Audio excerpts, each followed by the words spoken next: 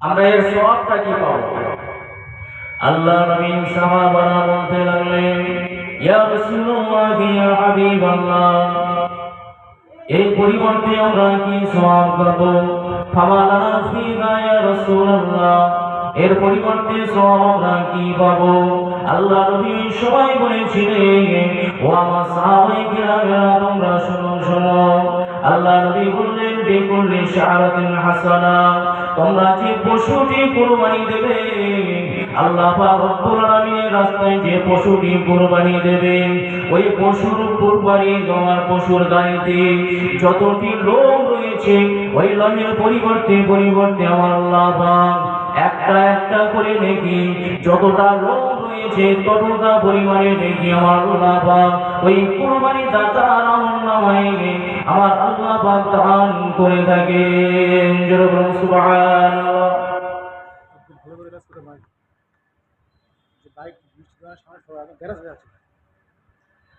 মিষ্টির দোকানের সামনে অনেক বাইক রেখার ওখানে গ্যাঞ্জাম হয়ে যাচ্ছে, সেই জন্য যাদের বাইক রয়েছে অনুগ্রহ করে আপনারা সরিয়ে নেন।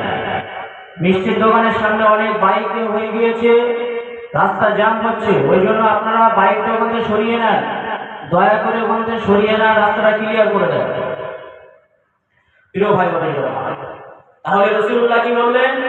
যে পশুটি কুরবানি দেবে, ওই পশুর গায়েতে যতটা পশম রয়েছে, ওই পশম পরিমাণে সওয়াব তার আমলনামায় দান করা হবে।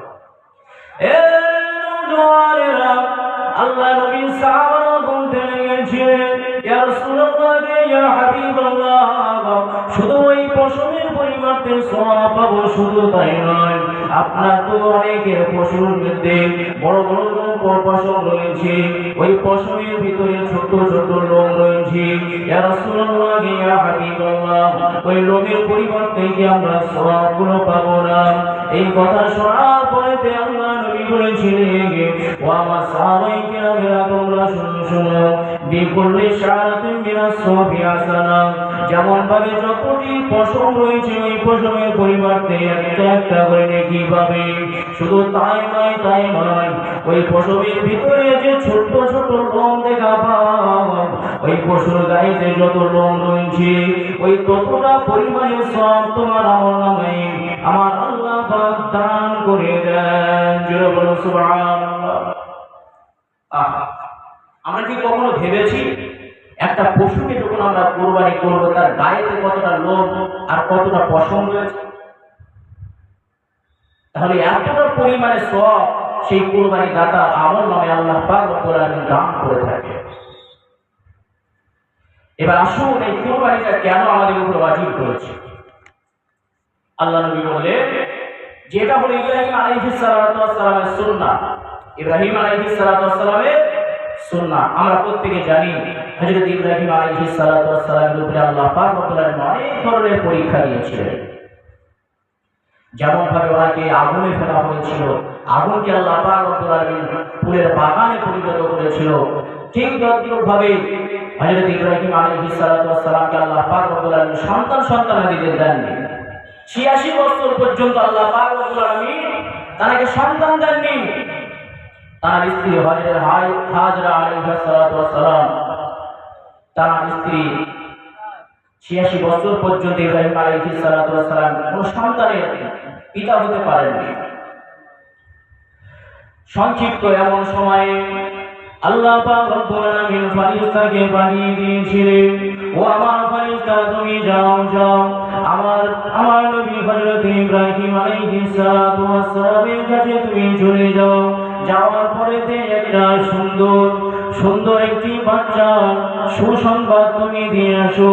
আল্লাহ নবী সাহাবারা এই কথা গল্প শুনছে, এমন তো অবস্থাতে আল্লাহ পাক রব্বুল আলামিন ফেরেশতা চলে এলেন। আসার পরে ইব্রাহিম আলাইহিস সালাতু ওয়াস সালামের বাড়ি আসলেন। আসার পরে বলতে লেগেছিলেন, ফাবাশশারনা বিগুলামিন আলীম, আল্লাহ পাক রব্বুল আলামিন তোমাকে একটা সুসন্তান আল্লাহ পাক দিয়েছে। ওনার স্ত্রী হযরত হাজরা আলাইহিস সালাতু ওয়াস সালাম, তিনি লুকিয়ে লুকিয়ে সব কিছুকে শুনছেন। ওই সময় হাজরা বলেছিলেন, এই সময় হাজেরা বলেছিলেন কিভাবে সম্ভব, আমি তো বাঁশ হয়ে গিয়েছি, আমার তো সন্তান দিনে এই 86 বছর বয়সে কিভাবে সন্তান হওয়া সম্ভব। ওই সময় ফেরেশতা বলেছিলেন আল্লাহ পাক রব্বুল আলামিন অসম্ভবকে সম্ভবে পরিণত করতে পারে। সুবহানাল্লাহ। আমার আল্লাহ অসম্ভবকে সম্ভবে পরিণত করতে পারে। 86 বছর বয়সে আল্লাহ পাক রব্বুল আলামিন একটা সন্তান দিলেন ইব্রাহিম আলাইহিস সালামের ঘরেতে। সন্তানটির নাম রাখলো ইসমাঈল আলাইহিস সালাম। কিছুদিন বড় হলো, হওয়ার পরেতে একটা পরীক্ষা ফের আল্লাহ পাক করতে চাইলেন কি, তোমার এই ছোট্ট শিশুকে এবং তোমার স্ত্রী হাজরা আলাইহিস সালামকে ওই মরুভূমি এলাকায় রেখে আসো, যেখানে কোনো পানি নেই, যেখানে কোনো খানা নেই, সেখানে রেখে চলে আসো। হযরত ইব্রাহিম আলাইহিস সালাম সেখানে রেখে চলে গেলেন। সংক্ষিপ্ত, সেখানে কোনো খাদ্য পাওয়া যায় না। হাজরা আলাইহিস সালামের পানি পিপাসা, ছুটতে লাগলেন, সাফা মারওয়া ছুটতে লাগলেন, দৌড়াতে লাগলেন। এমন তো অবস্থাতে 7 বার তিনি দৌড়ালেন। ওই জন্য হাজী সাহেবরা যারা হজ পাকে যান, সাফা মারওয়া তারা সাই করতে হয়, দৌড়াতে হয়। এমন তো অবস্থাতে শিশুর কাছে চলে এলেন, কিন্তু শিশু মানে শুয়ে আছে, আর ঘোড়াটা সেই মরুভূমি এলাকার উপরে মারলো। জমিনের উপরে মারার পরেতে আমার আল্লাহ পাক রব্বুল আলামিন সেই জমিন থেকে এমন একটি পানির ফোয়ারা তৈরি করে দিলেন। জোরে বলুন সুবহানাল্লাহ। সে পানি আর বন্ধ হচ্ছে না। সেখানে আল্লাহ পাক রব্বুল আলামিন জমজমের কুয়া যেখানে রয়েছে, ইসমাঈল আলাইহিস সালাম সেখানেই পানি মানে পায়ের গোড়ালি মেরেছিলেন। হাজরা আলাইহিস সালাম এসে বললেন জমজম, মানে থাম থাম, পানি অনেকবার হতে শুরু হয়ে থাম থাম। সেখান থেকে শুরু হয়ে গেল জমজম। প্রিয় ভাই বোনেরা আমার, তারপরে ইব্রাহিম আলাইহিস সালামের সন্তান ইসমাঈল আলাইহিস সালাম একটু বড় হলেন, 6 থেকে 7 বছর বয়স। স্বপ্নের মাধ্যমে ইব্রাহিম আলাইহিস সালাম তিনি স্বপ্নের মাধ্যমে দেখতে লাগলেন আল্লাহ পাক রব্বুল আলামিন স্বপ্নের মাধ্যমে দেখাচ্ছে, ও ইব্রাহিম, তোমার সব থেকে মহব্বতের জিনিসকে কুরবানি করতে হবে। নবীদের স্বপ্নে আল্লাহ পাক রব্বুল আলামিন সহি করে থাকেন, সঠিক করে থাকে।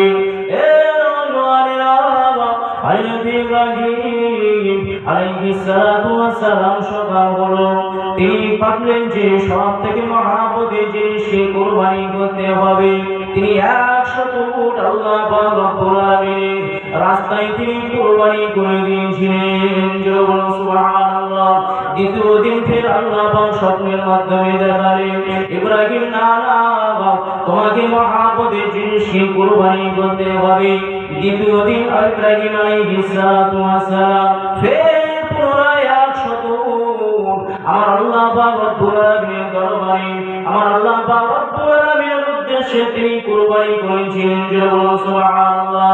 তৃতীয় দিনে ফের আল্লাহ পাক রব্বুল আলামিনের স্বপ্নের মাধ্যমে দেখালেন, ও ইব্রাহিম, না না না, তোমার মহব্বতের জিনিসকে কুরবানি করতে হবে। তৃতীয় দিনে তিনি বললেন যে মহব্বতের জিনিস আমার উট নয়, আমার উট নয়, মহব্বতের জিনিস হলো একটা, সব থেকে মহব্বতের জিনিস হলো আমার কাছে আমার এই 86 বছর বয়সে আল্লাহ পাক একটা পুত্র সন্তান আমাকে দান করেছে।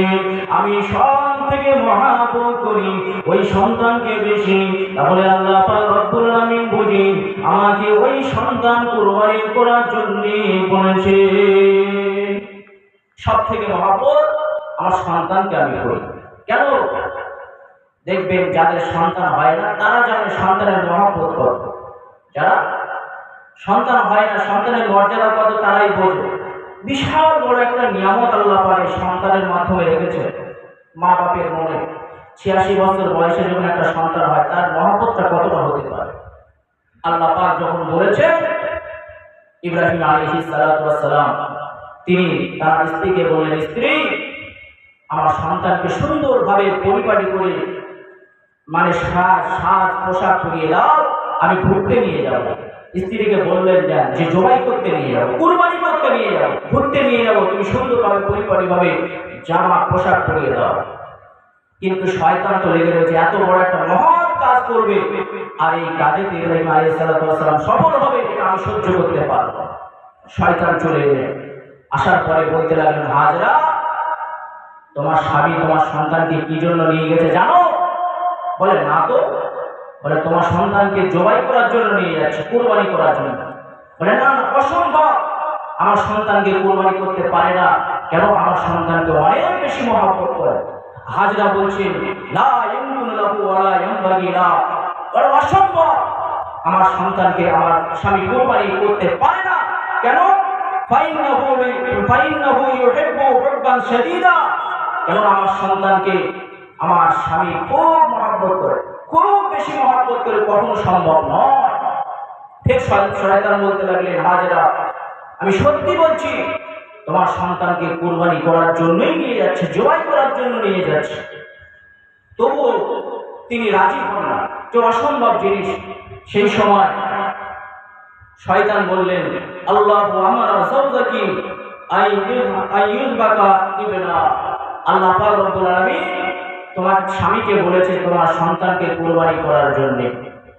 সেই সময় তার স্ত্রী বলেছে, যদি আল্লাহ যদি বলে থাকে আর আমি যদি জানতাম যে আল্লাহর হুকুম অনুযায়ী আমার সন্তানকে কুরবানি করার জন্য নিয়ে যাচ্ছে, তাহলে আমি তো আগে থেকে সুন্দরভাবে পরিপাটিভাবে তার পোশাক পরিধান করিয়ে দিতাম, যাও আমার সন্তানকে আল্লাহর অর্ডার অনুযায়ী তুমি কুরবানি করে আসো। সুবহানাল্লাহ। শয়তান দেখলেন যে অবস্থা তো অন্যরকম, আমি তো ফাঁসানোর জন্য এসেছি, দেখতে এসে কিন্তু আমি নিজেই ফেসে যাচ্ছি। আমি ফাঁসানোর জন্য আসছি, কিন্তু এসে দেখলাম তো নিজেই ফেসে যাচ্ছি। হাজরা আলাইহিস সালাতু ওয়াস সালাম বললেন, আল্লাহর জন্য যদি হতো আমি লেট করতাম না, আরো আগে পাঠিয়ে দিতাম, যাও আমার সন্তানকে নিয়ে যাও, আল্লাহর উদ্দেশ্যে কুরবানি করে আসো।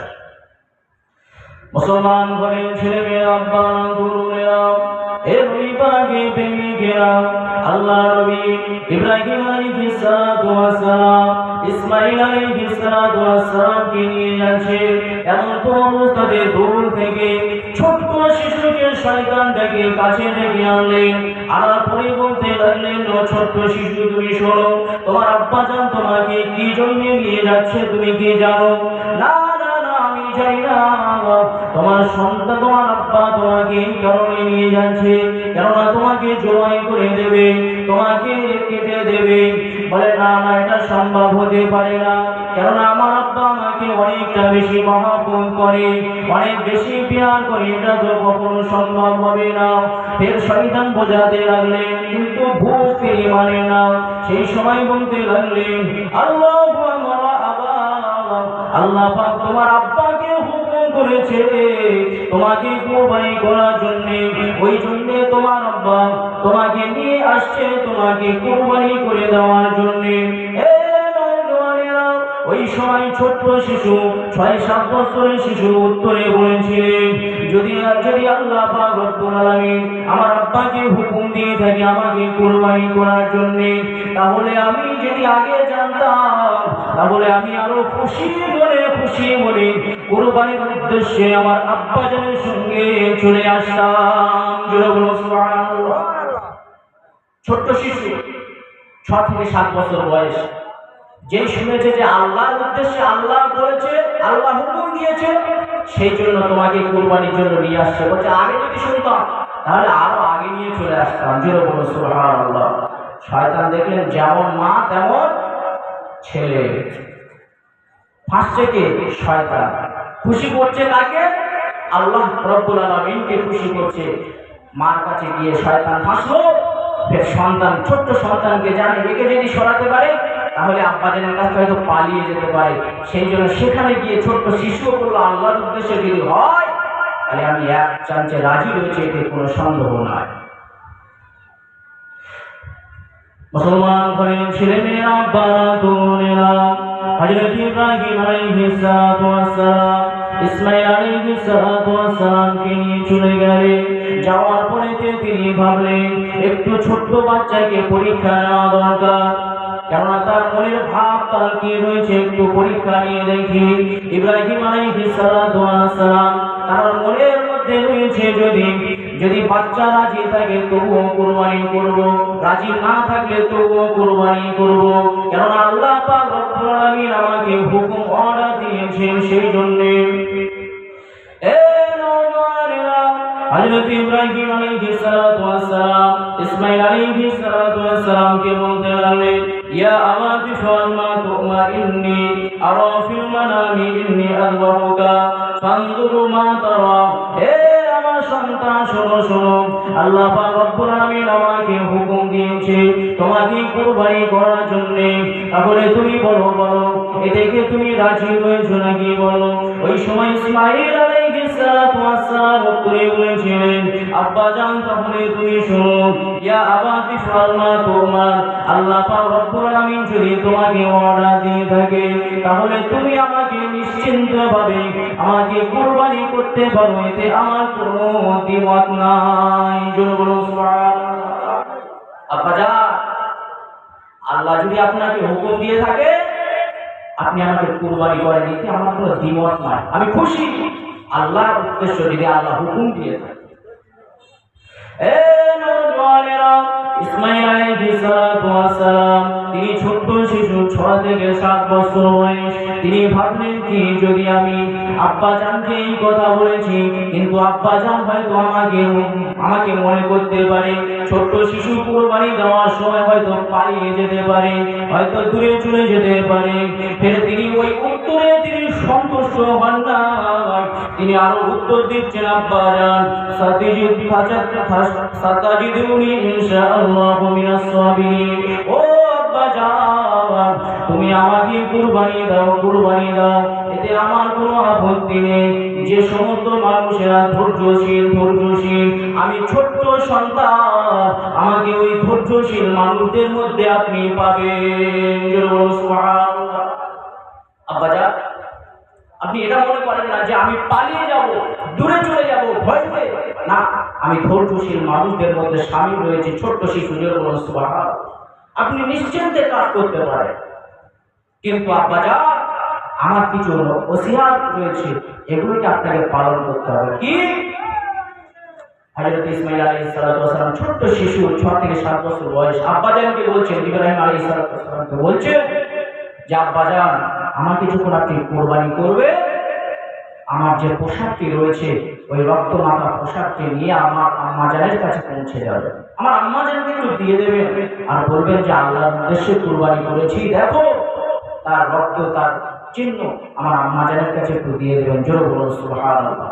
শুধু তাই নয়, আব্বা দ্বিতীয় ওসিয়াত করলেন, আমার হাত পাগুলো একটু ভালো করে বেঁধে দেবে, আমার হাত পাগুলো একটু ভালো করে বেঁধে দেবে। ছোট্ট শিশু, 6 থেকে 7 বছর, আমরা যদি অনুভব করি আমাদের ছোট্ট শিশু, বাড়ির শিশুগুলোকে 6 থেকে 7 বছর সে কত বড় হতে পারে, বলতে লাগলেন, আব্বা জান, আমার হাত পাগুলো একটু ভালো করে বেঁধে দেবে। কেন?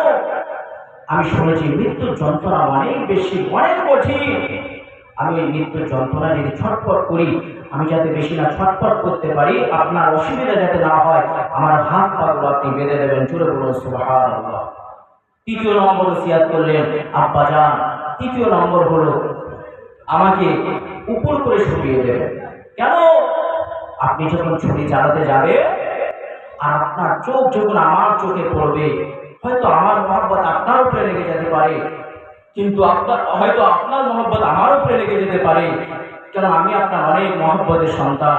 আব্বা জান, আমাকে যখন আপনি উপর করে দেবেন, আমার চেহারাটা আপনি আর দেখতে পাবেন না, আর মহব্বতটাও লাগবে না, আপনি সুস্থভাবে কুরবানি করতে পারবেন। জোরে বলুন সুবহানাল্লাহ। আরেকটা কি, আপনি যে ছুরিটা, যে তরবারিটা দিয়ে আমাকে কুরবানি করবেন, ওই তরবারিটাকে ভালো করে ধার দিয়ে নেন, যাতে সহজভাবে কুরবানিটা হয়ে যায়। আমি ইসমাঈল আলাইহিস সালাতু ওয়াস সালাম আল্লাহর উদ্দেশ্যে কুরবানি হয়েছি, সহজভাবে কষ্ট যাতে না হয়। জোরে বলুন সুবহানাল্লাহ। ইসমাঈল আলাইহিস সালাতু ওয়াস সালাম ওসিয়াত করছেন নবী ইব্রাহিম আলাইহিস সালাতু ওয়াস সালামকে, ছোট্ট শিশু, ওসিয়াত না, তারা আল্লাহ পাক রব্বুল আলামিনের সন্তুষ্টির জন্য কি না করেছেন। মুসলমান করেন ছেলেমেয়েরা, বাবা তরুণেরা, এগুলি ভাগে প্রেমিকেরা, আমার আপনার নবী নূর নবী, দয়া নবী, তিনি এই ঘটনাগুলোকে সাহাবাদেরকে জানাচ্ছে। ইসমাঈল আলাইহিস সালাতু ওয়াস সালামকে ঠিক তদ্রূপভাবে ওনার ওসিয়ত অনুযায়ী শুনিয়ে দিলেন। এমন তো অবস্থাতে যারা ইব্রাহিম আলাইহিস সালাতু ওয়াস সালামের ছুরিটা ধার দিয়ে দিয়ে এমন তো অবস্থাতে ওনার উপরে চালাতে যাবে, পিছন থেকে গাইবে আওয়াজ এলো, ইয়া ইব্রাহিম সাদ্দাকতু রুইয়া, ইয়া ইব্রাহিম তোমাকে যে পরীক্ষা আমি নিয়েছি ওই পরীক্ষায় তুমি পরিপূর্ণভাবে সফলতা পেয়েছো, এতে কোনো আমার অসুবিধা নেই। সঙ্গে সঙ্গে আল্লাহ রাব্বুল আলামিন জিবরাইল আমিন আলাইহিস সালাতু ওয়াস সালামকে পাঠিয়ে দিলেন, ও জিবরাইল আমিন যাও আমার ইব্রাহিম আলাইহিস সালাতু ওয়াস সালাম আমার ইসমাঈল আলাইহিস সালাতু ওয়াস সালামকে কুরবানি করেছে, আমি আল্লাহ পাক সহ্য করতে পারি না, আমি পাস করে দিয়েছি, আমি সফলতা পাইয়ে দিয়েছি। জান্নাত থেকে একটা দুম্বা নিয়ে চলে যাও, ওই দুম্বা নিয়ে গিয়ে আমার ইব্রাহিম আলাইহিস সালাতু ওয়াস সালামের ছুরির নিচে দিয়ে দাও। আমার ইব্রাহিম আলাইহিস সালাতু ওয়াস সালাম তার সন্তানকে না কুরবানি করে দুম্বাটাকে কুরবানি করে দে। চলো বলো সুবহানাল্লাহ। আল্লাহ রাজি হয়ে যায়, যাও জান্নাত থেকে একটা দুম্বা নিয়ে চলে যাও, গিয়ে ইব্রাহিম আলাইহিস সালাতু ওয়াস সালামের ছুরির নিচে দিয়ে দাও আর জবাই করে দাও।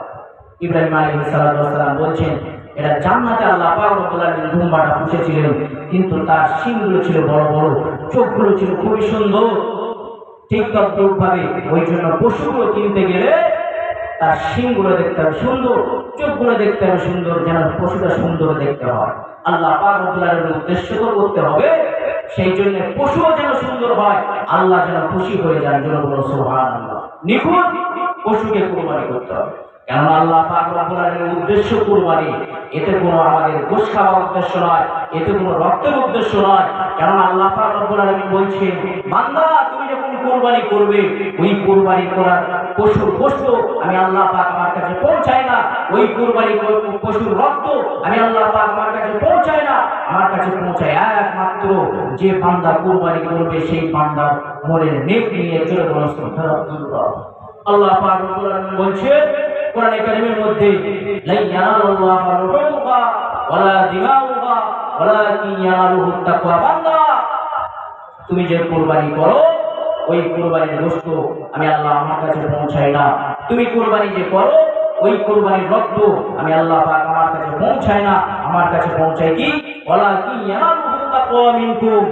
তুমি বান্দা তোমার মনের তাকওয়া নিয়তটা কি আছে ওই নিয়তটা আমি আল্লাহ পাক আমার কাছে পৌঁছাই। জোরে বলুন সুবহানাল্লাহ। এ নওজওয়ানেরা তরুণেরা বাবেরা, আল্লাহ পাক রব্বুল আলামিনের উদ্দেশ্যে সব কিছু করতে হবে। আমি খানা খাবো আল্লাহ পাক রব্বুল আলামিনের উদ্দেশ্যে, আমি ব্যবসা করবো আল্লাহ পাক রব্বুল আলামিনের উদ্দেশ্যে, আমি আত্মীয় স্বজনের সঙ্গে সম্পর্ক রাখবো আল্লাহ পাক রব্বুল আলামিনের উদ্দেশ্যে, আমি সমস্ত দুনিয়াতে যা কিছু করব আল্লাহ পাক রব্বুল আলামিনের উদ্দেশ্যে করতে হবে।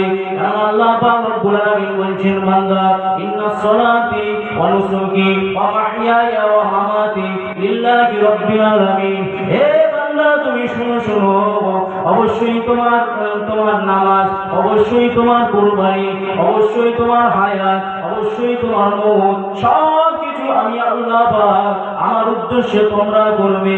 যখন সব কিছু আমার উদ্দেশ্য করবে, তোমার প্রত্যেকটি কাজে করবে, আমি আল্লাহ পাক তোমাকে সফলতা দান করে দেব। সুবহানাল্লাহ। আল্লাহ পাক বলছে, বান্দা তুমি যখন নামাজ পড়বে আমার উদ্দেশ্য করো, তুমি যখন কুরবানি করবে আমার উদ্দেশ্য করো, তোমাকে যখন হায়াতের জিন্দেগি দিয়েছি পুরো হায়াতের জিন্দেগিটা আমার উদ্দেশ্য, তোমাকে যখন মওত দেওয়া হবে সেই মওতটাও আমার উদ্দেশ্য। তাহলে আমাদের হায়াতের জিন্দেগির ভিতরে কোন জিনিসটা ছেড়ে যাচ্ছে? হায়াত থেকে মওত, তার ভিতরে সব কিছু চলে আসছে। আল্লাহ পাক বলছে সব কিছু করতে হবে কার উদ্দেশ্যে? আল্লাহ পাক